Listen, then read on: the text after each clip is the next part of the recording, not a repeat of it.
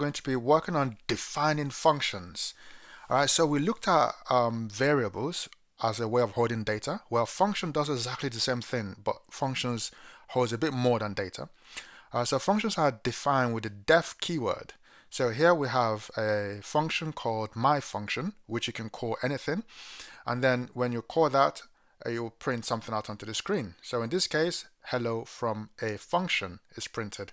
So for example, we can call this greet. So we change it here. So this is where we actually call the function from. So greet to match that. All right, so when we run this, it will print hello from a function onto the screen. So we're going to be using functions a lot. So it's good to just see everything you could do with a function. So there's an argument which you can pass to function. So in this case, if we run this, we can see that this function accepts f name, so first name for example, and it will print first name plus refness. All right, so on the right side you can see email, Tobias, and Linus. Okay, so that's how functions accept arguments. So there are different types of arguments and different ways of passing arguments.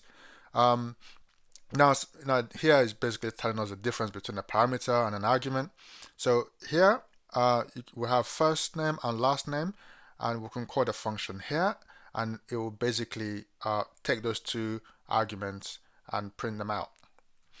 All right, so but there will be an error in this case, because if a function is expecting two arguments and you give it one, then you've broken the rule and you'll get a missing required argument error. So it's good to know what these errors are now. So if I then fix it and I put a last name in here, you see that it prints the first name and last name.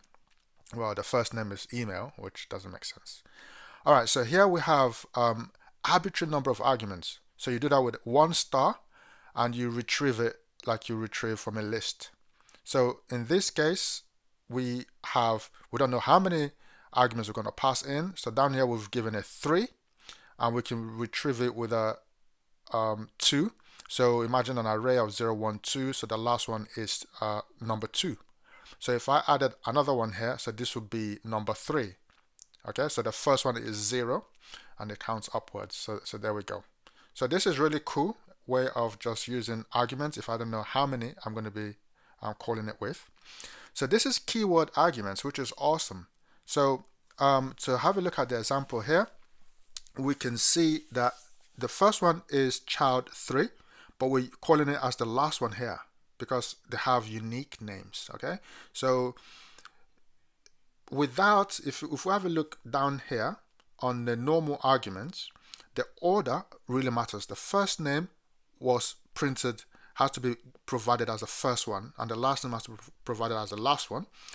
But when we have keyword arguments, they can come in any order. So in this case, child 1 is defined as email, even though in the definition is the first one. All right, so that was cool. So here we have child 1. So down here we have unknown number of keywords again. So that comes with a double star, just like we have in here we have a single star. So this comes as a list and this will come as a dictionary. Okay, so if I run this, you will see we have unknown number called kids, and we can call that using kid last name, so referencing the index in this case. So this is really cool. It makes code much more readable.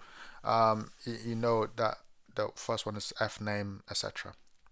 Alright, so I went through that. So we have here a default parameter. So in this case it's Norway, and which we printed here. So we can say basically print Sweden, print India. When we don't give you anything, print Norway. So that's exactly what's happened here. So Norway gets printed. So this is an awesome way of having a default value if I never want country to be blank. Alright, so you can also pass a list into a function, okay, and you could just use a for loop, go over them, and you can print. So that's also cool. Return statement is what we're probably going to use instead of print when we're working on real projects. So when we run this, it will return something. So what happens if I do not return anything?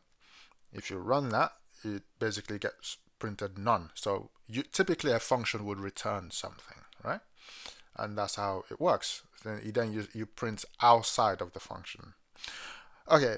You can also have the pass keyword. Okay. So or statement.